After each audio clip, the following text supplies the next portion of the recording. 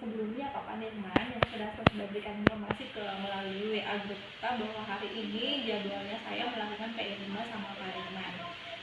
Jadi sebelumnya saya ingin menyampaikan tema PI5-nya dulu kita ke Pak Nirman, sekali lagi saya ulang, itu terkait dengan rancangan program yang berdampak pada murid. Nah, ada 3 fokus pendampingan kita hari ini. Yang pertama itu terkait dengan aksi nyata, penerapan aksi nyata modul 3.1, yaitu pengambilan keputusan yang berbasis nilai-nilai kebajikan sebagai seorang pemimpin. Terus yang kedua itu diskusi, kita akan melakukan diskusi terkait dengan rancangan program yang berdampak pada murid. Dan yang terakhir terkait dengan komunitas praktisi Pak Nirman di sekolah dan melibatkan beberapa sekolah yang ada di lingkungan sekitar ya, sekolah yang ada di lingkungan sekitarnya Pak Nirman. Gimana Pak untuk pembelajaran 1 bulan belakangan ini di LNS, apa ada kendala? Mungkin yang menjadi kendala itu terus sampai juga terserah jaringan dan lampu. Oh iya, masih yang sama ya Pak Nirman, masih yang sama. Jadi kendalanya masih tetap jaringan dan lampu yang selalu mati-mati. Tidak ada kendala lain kan selain itu? Oke, berarti sekarang kita mulai dengan fokus pendampingan kita. Yang pertama saya mau menanyakan beberapa poin dulu terkait dengan penerapan aksi nyata modul 3.1 terkait dengan pengambilan keputusan berdasarkan atau berbasis nilai-nilai kebajikannya Pak Nirman sebagai seorang pemimpin ya Pak Nirman. Yang pertama, berdasarkan hasil pemetaan yang Pak Nirman sudah lakukan, bagaimana hal tersebut mempengaruhi proses pengambilan keputusannya Pak Nirman sendiri?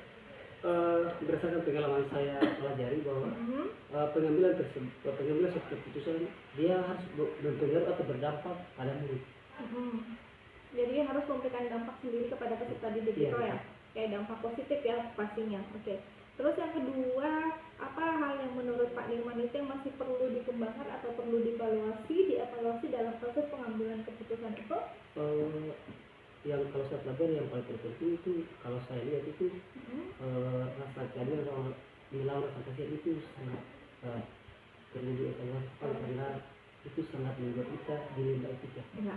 Oke, rasa kasihan dengan rasa apa sih tadi? Keadilan. Oke, keadilan dan rasa kasihan ya. Jadi berkaitan dengan dilema etika ya Pak Nirman. Terus yang ketiga, menurut Pak Nirman nih, apa yang mendukung keberhasilan dari keputusan yang Pak Nirman ambil? Ada nggak yang mendukung? Ada, karena setiap keputusan kita buat pasti berdasarkan nilai-nilai yang diterapkan di khususnya kita di lembaga. Nilai-nilai yang diterapkan berdasarkan kriteria yang sudah ditetapkan ketika keputusan itu diambil. Oke, jadi sekalipun Pak Nirman sudah melalui beberapa tahapan atau beberapa langkah-langkah atau beberapa strategi dalam pengambilan keputusan yang berbasis nilai-nilai kebajikan itu yang Pak Nirman sudah pelajari, tetap Pak Nirman memperhatikan beberapa aturan-aturan yang ada di dalam instansinya Pak Nirman sendiri ya. Oke.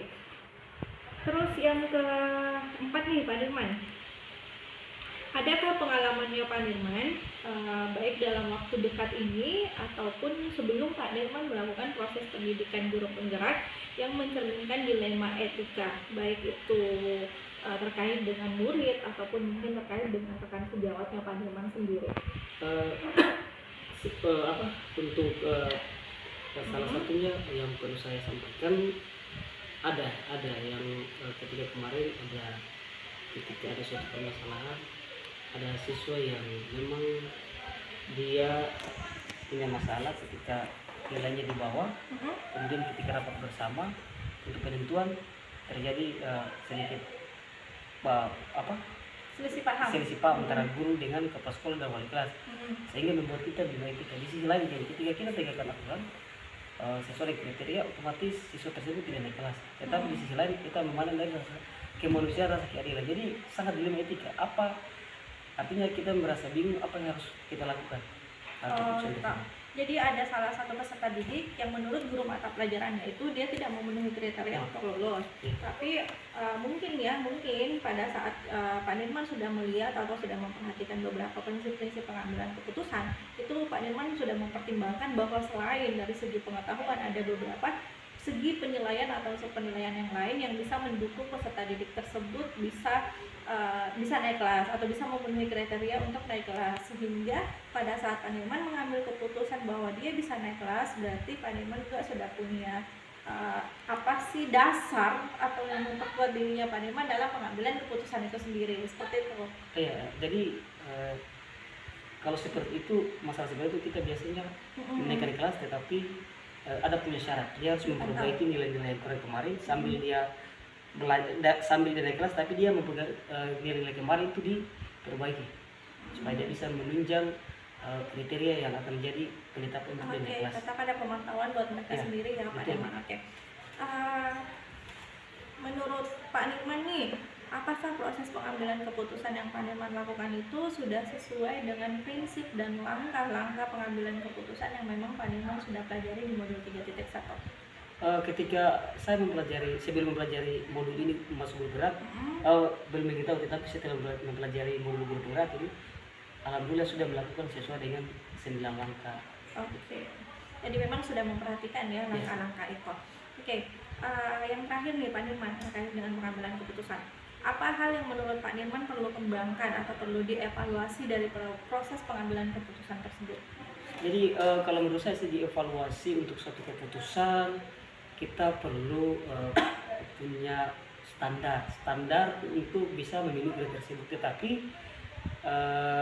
yang mungkin yang paling saya lihat, yang paling saya akan jadi sebuah catatan itu salah satunya itu rasa keadilan dan orang kasih itu sangat, istilahnya sangat kita membuat kita dilema benar. Jadi perlu sesuatu kriteria yang kita buat sehingga keputusan tersebut dapat dilaksanakan. Jadi perlu melihat beberapa kriteria dalam proses pengambilan keputusan. Sekarang kita lanjut ya Pak Nirman, kita lanjut ke fokus yang pendampingan yang kedua, yaitu rancangan program yang berdampak pada murid. Pak Nirman sudah membuat rancangan program yang berdampak pada murid? Iya, ada, sudah Bu. Sudah. Apa bentuk program itu?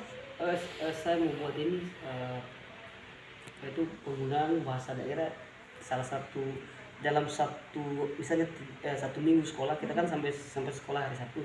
Hari Sabtu saya rencana mereka menggunakan bahasa daerah walaupun 1, 2 atau 3 jam. Seperti itu. 1, 2 atau 3 jam. Jadi intinya ada Pak Nirman ingin melaksanakan bahasa daerah agar bahasa daerah di daerahnya Pak Nirman itu tidak punah jadi melestarikan budaya dalam artian khususnya untuk bahasa daerah sendiri kepada peserta didik itu programnya. Dukungan apa saja yang Pak Nirman perlukan untuk menerapkan program tersebut? Saya untuk dukungan perlu saya juga dukungan dari beberapa pihak, dari sekolah, kemudian kepala sekolah, teman rekan sejawat, sehingga program ini dilaksanakan. Kalau tanpa ada dukungan mereka juga kayaknya saya rasa agak terlambat. Jadi perlu juga mereka membantu saya dalam menerapkan program ini karena dia berdampak pada siswa secara keseluruhan. Jadi intinya kerjasama dalam satu instansi ya Pak Nirman betul untuk menjalankan proses program. Apa yang menjadi tantangannya Pak Nirman sendiri dalam melaksanakan rancangan program yang Pak Nirman sudah buat itu? Saya perlu bekerja keras lagi karena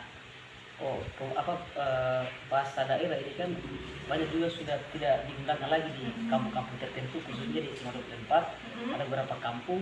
Jadi saya harus lebih aktif dan saya harus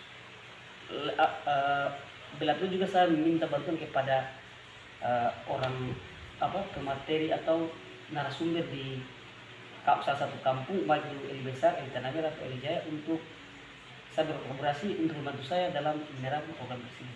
Jadi tantangan sendiri buat Pak Nirman pribadi itu minimnya bahasa daerah yang Pak Nirman ketahui juga dari daerah-daerah yang lain yang ada di Eli ya, yang mereka juga termasuk peserta didik di sekolahnya Pak Nirman. Jadi Pak Nirman akan melibatkan beberapa tokoh masyarakat yang bisa membantu Pak Nirman dalam melestarikan bahasa daerah itu sendiri. Udah, berarti tantangan dan solusinya sudah terjawab tadi karena solusinya Pak Nirman akan melibatkan tokoh masyarakat.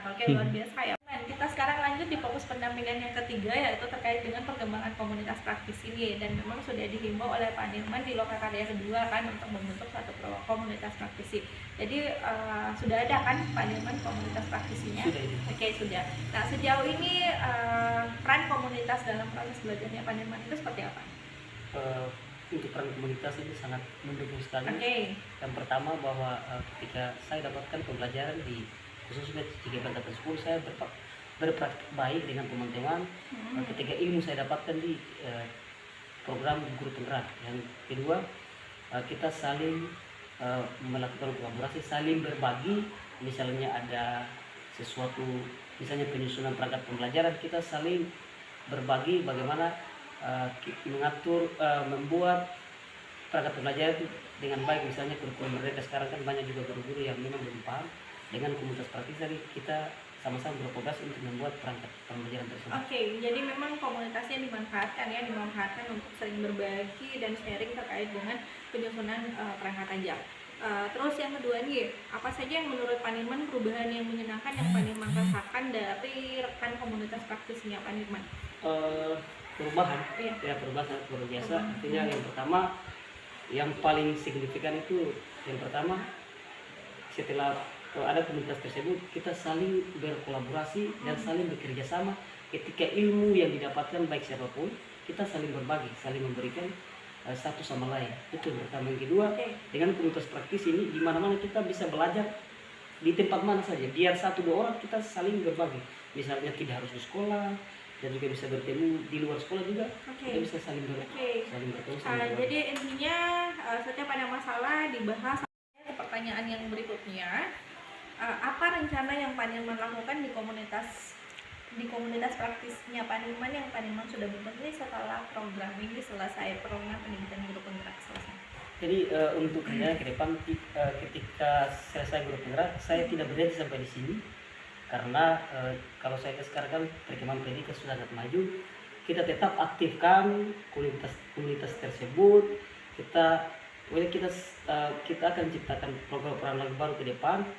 Kita berkolaborasi apabila ada hal baru yang didapatkan, misalnya sesuatu yang didapatkan teman bisa disampaikan, kemudian melakukan webinar, kemudian saya juga bisa melakukan pembahasan ke sekolah-sekolah terdekat, sehingga komunitas itu tidak, istilahnya dia tidak mandek. Jadi sudah ada perencanaan ke depannya ya Pak Nirman untuk bagaimana melanjutkan komunitas praktis ini tetap jalan. Oke, luar biasa. Dukungan apa yang Pak Nirman butuhkan? Yang pertama itu yang suatu komunitas akan berjalan juga perlu beberapa dukungan. Yang pertama itu kepala sekolah juga setidaknya memberikan finansial sehingga prosesnya itu akan berjalan. Kedua juga kepala sekolah juga selalu mengingatkan, memberikan himbauan kepada teman-teman untuk selalu aktif dalam proses membangun komunitas tersebut. Kemudian rekan sejawat juga, saya juga perlu memberikan dukungan mereka supaya kolaborasi itu, kolaborasi berpraktik baik tidak pernah terputus dan jalan terus seperti itu. Jadi tetap ada dukungan dari kepala sekolah dan beberapa rekan sejawat untuk terlibat aktif dalam komunitas praktis itu terus berlangsung ya Pak Nirman. Terima kasih Pak Nirman.